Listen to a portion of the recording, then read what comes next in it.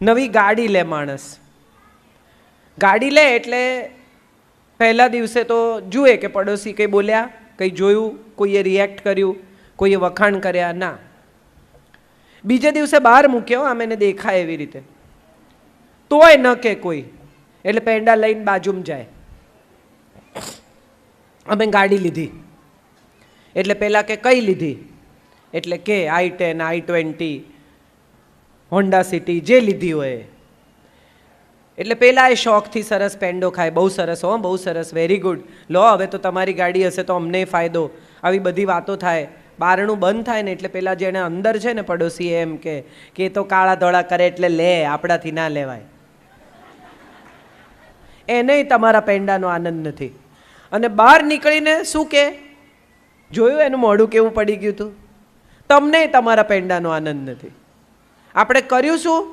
સામ સામે એકબીજામાં ઈર્ષ્યા જન્માવાનું કામ કર્યું. એણે પણ દિલથી તમારા વખાણ નથી કર્યા, તમે પણ દિલથી એની શુભેચ્છા નથી માંગી. આપણે બધા આવા થઈ ગયા છે. દેખાડો, દંભ સમાજમાં કેટલો બધો છે. બીજા શું કહેશે એ બહુ મહત્વનું છે. આપણે શું કરીએ છીએ કાંઈ મહત્વનું નથી. સામેનો માણસ શું વિચારશે એ પણ જો આપણે વિચારીએ તો એ શું વિચારશે? આપણે બધા એ જ વિચારીએ છીએ. સબસે બડા રોગ ક્યાં કહેંગે લોગ. દરેક માણસને એમ છે કે આપણે બીજાને પૂછીએ. દીકરી મોટી થતી હોય, પડોશી બાજુવાળાને એવું લાગે મોડા નહીં આવવાનું. અરે બાજુવાળાને શું લાગે એ મહત્વનું છે, તમને તમારી દીકરીમાં વધારે વિશ્વાસ છે એ મહત્વનું છે. અને એમાંય બાજુવાળાને મજાએ બહુ આવે, કાલે બહુ મોડી આવી હતી નહીં, તમે આ જ કર્યા કરો છો. કોણ કેટલા વાગે આવે છે ને કેટલા વાગે જાય છે, તો બહાર ટેબલ નાખીને રજીસ્ટર રાખો તો વધારે સારું પડે, તમને પગારે મળે ચોકીદારનો. આપણે બધા આપણી દીકરીઓને કેટલી બધી કંટ્રોલમાં ઉછેરવાનો પ્રયત્ન કરીએ છીએ, એવું માનીને કે આપણી દીકરીને કંટ્રોલ કરીશું તો એને સારું ઘર મળશે, આપણે એને અમુક રીતે સંસ્કારી બનાવીએ, આપણે એને આમ કરીએ, આપણે એને તેમ કરીએ, પૂછ કરે. મમ્મી આખો દિવસ એની પાછળ પડેલી રહે. સ્લીવલેસ પહેરે તો કે સ્લીવલેસ નહીં પહેરવાનું, ટૂંકું પહેરે તો કે આ તો ટૂંકું છે, આ તો આમ છે, આનું તો આમ છે. કોઈ દિવસ કોઈ મમ્મીએ પોતાના 13 વર્ષના, 14 વર્ષના, 15 વર્ષના, 20 વર્ષના દીકરાને એમ કીધું છે કે છોકરી બહુ રૂપાળી હોય, સરસ તૈયાર થઈ હોય અને પસાર થતી હોય ને બેટા, તો એને ટીકીને નહીં જોવાની, એ અસંસ્કારી કહેવાય. આપણે દીકરી માટે તો બધું બહુ કરીએ છીએ. દીકરીને બહુ કંટ્રોલમાં રાખીએ. 7 વાગે આવી જવાનું, નામ નહીં કરવાનું, જમાનો ખરાબ છે, દુનિયા આવી છે. આ જમાનો એટલે શું? દુનિયા એટલે કોણ? આપણે જ બધા. એ જ લોકો જે આપણી આસપાસ રહે છે, એ જ લોકો જેને આપણે ઓળખીએ છીએ, એ જ લોકો જે આપણી દુનિયામાં વસે છે, એ જ સમાજ છે. સમાજ કંઈ જુદો નથી, સમાજ કંઈ બહારથી નથી આવતો, સમાજને માટે કંઈ શિંગડા નથી ઉગતા. મહત્વનું એ છે કે આપણે આપણી દીકરીને એવું શીખવીએ કે સ્કૂટર પર જતી હોય, 2 વ્હીલર પર જતી હોય અને કોઈ છોકરો એની પાછળ આવતો હોય ને તો ઊભું રાખે અને એવું કહે કે ચાલ આવું જ, મારા પપ્પાને મળવા આવું જ. એટલી હિંમત આપો તમારી દીકરીને. ભાગી છૂટે, ડરી જાય, પરસેવે રેપઝેપ થઈ જાય, હવે ક્યાં જવું એ ખબર ના પડે, એનો કોઈ અર્થ જ નથી. એને બદલે ઊભી રહે અને પીછો કરનારા છોકરાને એમ કહી શકે ચલ મારે ઘેર આવવું છે ને, મારું ઘર જોવું છે ને, તાર લઈ જાઉં ચાલ. તો એ વાતની મજા છે. તમને તમારી દીકરીમાં એટલો વિશ્વાસ હોય કે પડોશી આગળ પાછળ, ઉપર નીચે, આજુબાજુ કોઈ કંઈ પણ કે, તમે તમારા પોતાના વિશ્વાસથી એવું કહી શકો કે મારી દીકરી કશું જ ખોટું કરે નહીં, મારે સાંભળવું જ નથી, મારી દીકરીની વાત લઈને મારી પાસે આવશો જ નહીં, બીજું કંઈ હોય તો કહો, ખાંડ જોઈએ છે તો લાવો વાડકી. ઘણા લોકો વાડકીમાં ખાંડ લઈને આવે, આ વાડકીમાં ખાંડ ભરી આપો ને પછી બાકીનો ટાઈમ વાટે. તમે ખાંડ લઈને આવો એટલી વાર તમારા મગજમાં ઝેર નાખે. ન સાંભળશો બીજાનો. આ તમારું સંતાન છે, એને તમે જન્મ આપ્યો છે, તમે ઉછેર્યું છે, તમારા સંસ્કારમાં મોટું થયું છે આ બાળક. તમે ભરોસો નહીં કરો તો દુનિયાના લોકો કેવી રીતે ભરોસો કરશે એના પર? તમને જ તમારા બાળકમાં વિશ્વાસ નથી તો તમે એવી આશા કઈ રીતે રાખી શકો કે દુનિયાના લોકો તમારા બાળકમાં વિશ્વાસ રાખે? સૌથી પહેલો ભરોસો કોણ કરે? માં કરે. સૌથી પહેલો વિશ્વાસ અને સન્માન કોણ આપે? પિતા આપે. પિતા ઘણીવાર એવું કહે કે હું દુનિયામાં ફરું છું ને મને ખબર છે દુનિયા કેવી છે. હા, દુનિયા હશે ખરાબ, પણ એ ખરાબ દુનિયાનો ભાગ આપણે નથી. આપણો સમાજ જુદો છે, આપણા દીકરાઓ જુદી રીતે મોટા થાય છે. તમને શું લાગે છે, તમે બિહારમાં, યુપીમાં, બીજા સ્ટેટમાં જાઓ, દીકરીઓ સાંજે 6 વાગે ઘરની બહાર નીકળી શકતી નથી. સાહેબ, આજે પણ આ સરકારી કાયદા અને આટલી પોલીસ છતાં ગુજરાતમાં દીકરીઓ 2 વાગે ગરબા રમીને એકલી આવતી હોય, કોઈ કશું કહે નહીં. કેમ? કારણ કે ગુજરાતની પોલીસ બહુ જોરદાર છે એટલે?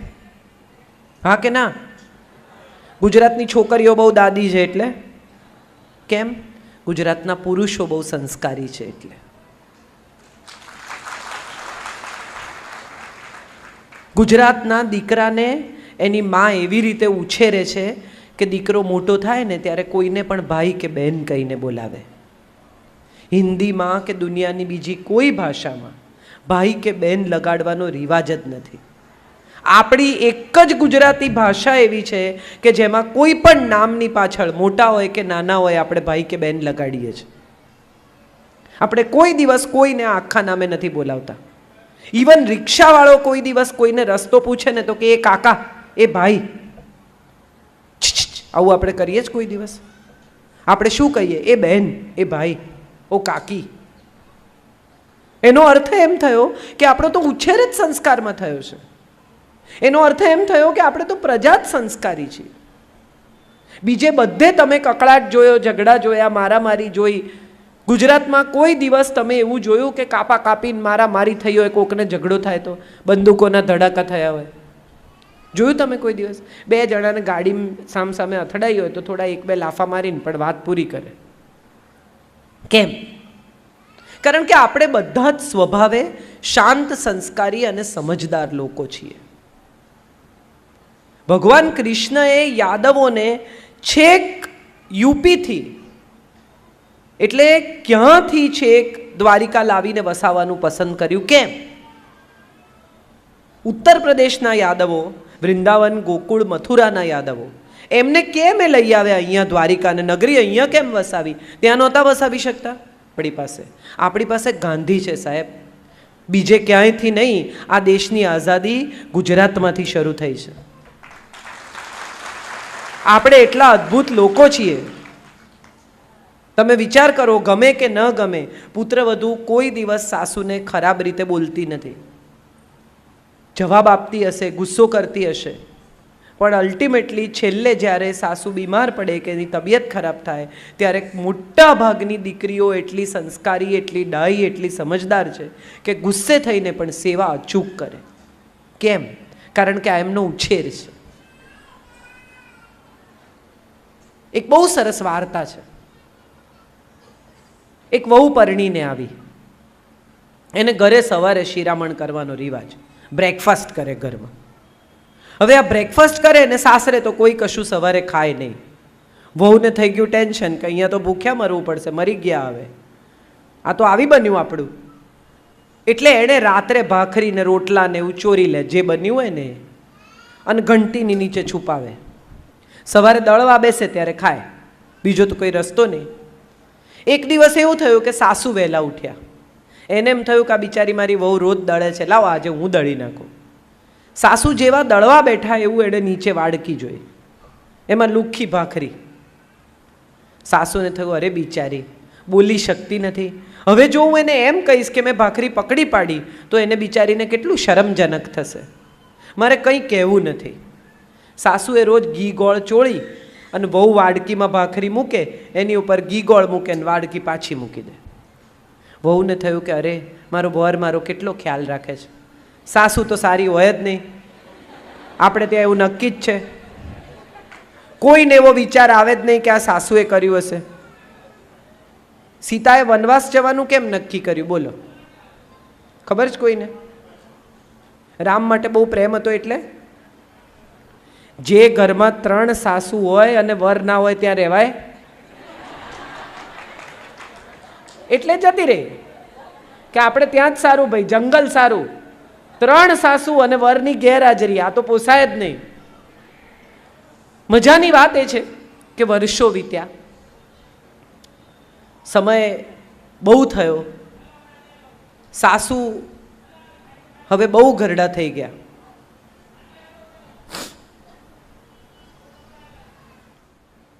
એટલે હવે વહુને ઘેર વહુ આવી.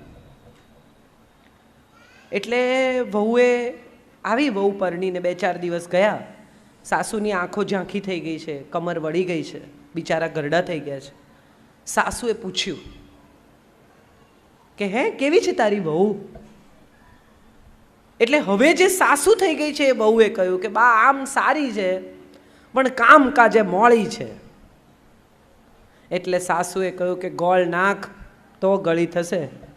મેં બહુ વરસ નાખ્યો છે. સંબંધોમાં પણ ગોળ નાખવો પડે. બધા સંબંધ રેડી આપણને ના મળે મીઠા. આપણે ગોળ નાખીએ તો સંબંધ મીઠો થાય. આપણી તો અત્યારે અપેક્ષા શું છે? બધું રેડીમેડ.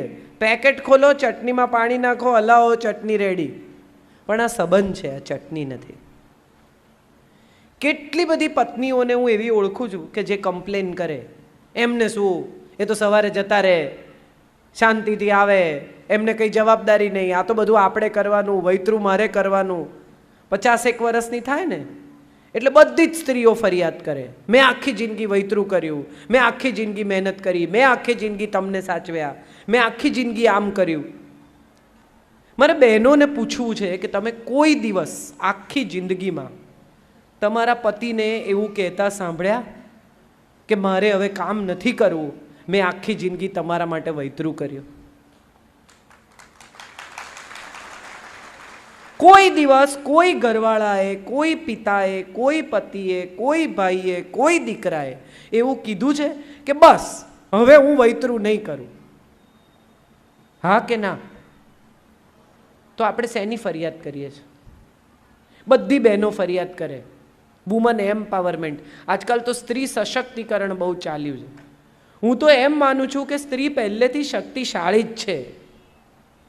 દેવો જેની પાસે પૈસા માટે લક્ષ્મી પાસે જાય, વિદ્યા માટે સરસ્વતી પાસે જાય અને આયુધ માટે કાલી પાસે જાય, જેને દેવ નમે છે એનાથી વધારે શક્તિ તો ક્યાંથી લાવશો બોલો? ભગવાને કેમ એવું પસંદ કર્યું કે સ્ત્રી જ માં બને? બેમાંથી કોઈ બી ચોઈસ થઈ શકતી હતી ને? જ્યારે એણે સર્જન કર્યું હશે ત્યારે એણે વિચાર નહીં કર્યો કે આ બેમાંથી કોને માં બનાવવું. માનસ જાત ચાલતી રહે એ માટે મારે બેમાંથી એક જાતિ પસંદ કરવાની છે. એણે કેમ બહેનોને પસંદ કરી? એણે કેમ સ્ત્રીને પસંદ કરી? એવો વિચાર કોઈને કદી આવ્યો? સ્ત્રી પાસે અદ્ભુત શક્તિ છે અને એ છે માફ કરવાની શક્તિ. તમે જુઓ, જેટલી જેટલી આપનારા તત્વો છે ને, જે આપે છે એ બધા તત્વો સ્ત્રી છે. નદી, હવા, પૃથ્વી, ગાય, આ જેનું પણ તમે નામ લો એ બધી સ્ત્રી તત્વ છે. અગ્નિ કેવી નથી હોતી? અગ્નિ કેવો હોય છે? પણ પૃથ્વી કેવી હોય છે? આટલા લોકો એના પર વજન મૂકે, આટલા લોકો મકાનો બાંધે, આટલા વિમાનો ટેક ઓફ કરે, આટલા વિમાનો ઉતરે, આટલા લોકો ચાસ પાડીને એની છાતી ઉપર આટલા હળ ચલાવે. એ શું કરે છે? એ તો સામે પાછું જ આપે છે. હું ઘણીવાર આ વાત કરું છું કે સ્ત્રીઓ છે ને, એને તમે એક સ્પર્મ આપો ને, એક પુરુષ બીજ, તો એમાંથી આખું બાળક બનાવી આપે. એને તમે અનાજ આપો ને, એમાંથી ભોજન બનાવી આપે. તમે એને મકાન આપો, એમાંથી ઘર બનાવે. તમે એને એક નાનકડો પતિ આપો, એમાંથી પરિવાર બનાવે. સ્ત્રી કેટલું કરી શકે? આ મોદી સાહેબે મજા શું કરાવી એ તો આપણને બધાને ખબર જ છે. સંબંધો બહુ સુધરી ગયા ઘરોમાં. સાડીઓમાંથી જે પૈસા નીકળ્યા એમાં પરસ્પર સંબંધો બહુ સુધરી ગયા. કેમ કે 500-500ની નોટો લઈને આવી કે મારાએ બદલવાના. ક્યાંથી આવ્યા એ કહેવું પડે. મજાની વાત એ છે કે સ્ત્રી પાસે આ જન્મજાત તાકાત છે. આ નાનકડી દીકરી બેઠી છે, એને તમે ઢીંગલી આપો, એને શીખવવું નહીં પડે માં કેવી રીતે બનવાનું હોય.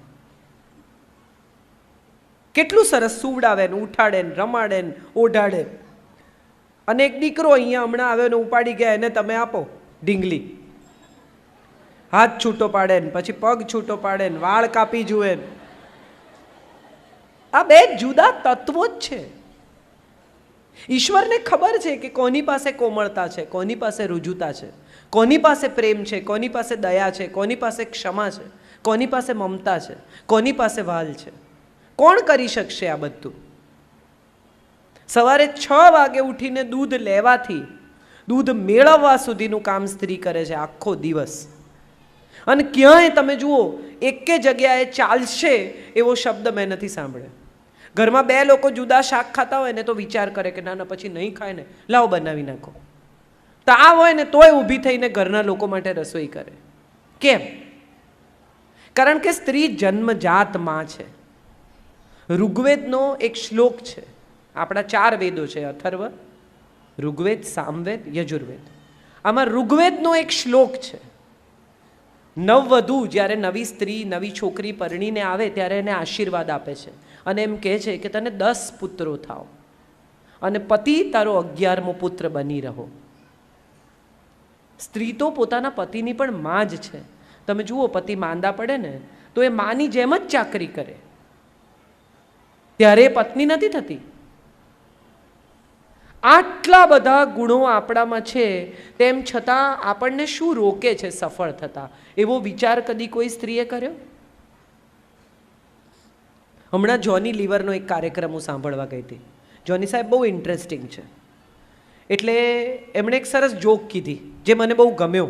જે રીતે એમણે કીધું કે એક ભાઈ મને મળવા આવ્યા અને પછી મળવા આવીને મને કહે છે કે મારી પત્ની સાહેબ બહુ રૂપાળી છે, કાળા વાદળ જેવા વાળ, ગોરી આરસ જેવી સ્કિન, આમ તમે અડો ને તો હાથ લપસી જાય, માખી બેસે તો લપસી પડે એવી ચામડી છે, એવી સુંદર આંખો, 2 પાણીદાર, એના પર 2 મજાના ભવાં, મજાના 2 હોઠ આમ પરવાળા જેવા, એની અંદર આમ મોતી ગોઠવ્યા એવા દાંત. પણ સાહેબ એક વાત કહું, આ દાંતના જે મોતી ગોઠવ્યા ને એની પાછળ જીભ આપીને ભગવાને સત્યાનાશ કર્યું. ત્યાં સુધી કોઈ પ્રોબ્લેમ જ નહોતો, બાકી બધું કરેક્ટ જ હતું. વાંધો ક્યાં પડ્યો? સ્ત્રીઓનો સૌથી મોટો પ્રોબ્લેમ એ છે કે જ્યાં બોલવાનું છે ને ત્યાં બોલતી નથી, અને જ્યાં ખરેખર મૌન રહેવાનું છે ને ત્યાં બોલ્યા વિના એમને ચાલતું નથી. અને આ હું સ્ત્રી થઈને કહું છું, તમે પણ તમારી જાતને બહુ શાંતિથી, બહુ ધીરજથી એકવાર તપાસી જોજો. એકવાર મુલ્લા નસીરુદ્દીન, રજનીશજી મુલ્લા નસીરુદ્દીનના જોક બહુ કહે, મને બહુ ગમે છે મુલ્લા નસીરુદ્દીન.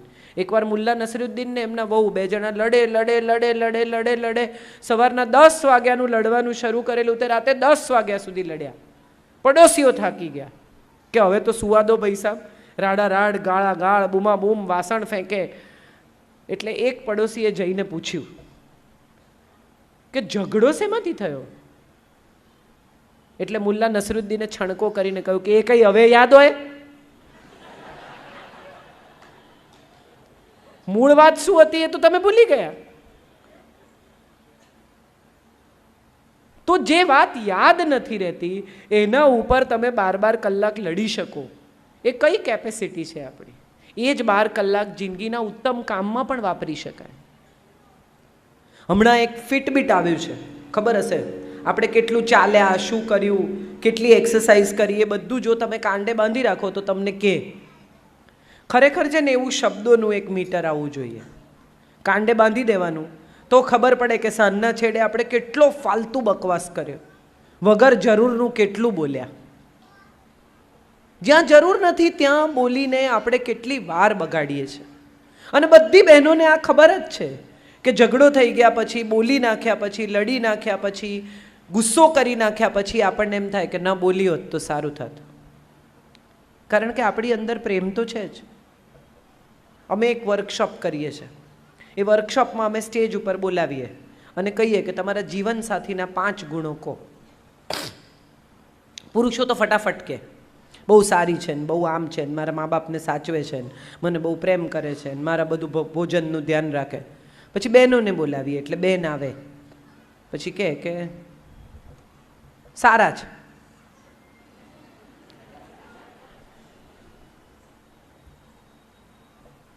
સારા છે.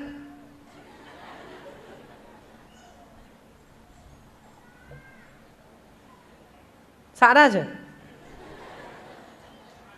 અને જો તમે 5 અવગુણ કોને સાહેબ, તો તમારે કહેવું પડે કે 5 થઈ ગયા, હવે બેસી જાઓ. વોટ્સએપ કર્યા કરે છે, મોડા આવે છે ને એની મમ્મીનું જ સાંભળે છે ને બહેનોની પાછળ પૈસા બગાડે છે ને આમ કરે છે ને તેમ કરે છે ને છોકરાઓને ફટવે છે ને દોસ્તો સિવાય કોઈ દેખાતું નથી ને આ બધી ફરિયાદ સાંભળી લીધા પછી જો તમે એમ કહો કે બહુ તકલીફ છે, નહીં છૂટાછેડા જોઈએ કે ના, તો નથી જોઈતા છૂટાછેડા.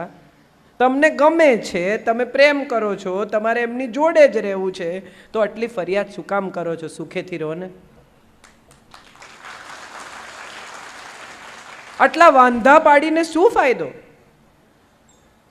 જે પતિ 3 બેડરૂમના ઘર બંધાવે છે એ પૂરા 3 દિવસની રજા લઈને ઘરમાં નથી રહેતા. જેના ઘરમાં 6 એસી છે એ 6 કલાકની પૂરી ઊંઘ નથી કરતા. કોના માટે? એના પરિવાર માટે. આપણને બહુ ફરિયાદો છે, ટાઈમ નથી આપતા, ટાઈમ નથી આપતા, ટાઈમ નથી આપતા. પણ ટાઈમ આપે ત્યારે આપણે શું કરીએ છીએ એ સવાલ બહુ મહત્વનો છે. દાખલા તરીકે કોઈ પતિ 4 વાગે ઘેર આવી જાય કે આજે અડધો દિવસ હું તારી સાથે રહેવાનો છું, તો આપણે પ્રેમથી, આનંદથી સારી વાતો કરી શકીએ છીએ? આપણે તો તરત ખોલીએ પોટલા. તમે તે દિવસે આમ કર્યું હતું ને ફલાણા દિવસે આમ કર્યું હતું ને આવે જ નહીં. બીજી વાર ખો ભૂલી જાય કે અડધા દિવસની રજા લેવી નહીં, આવી બનશે આપણું. આપણા ઘરો બધાના, હું પણ સામાન્ય ઘરમાં ઉછરી છું.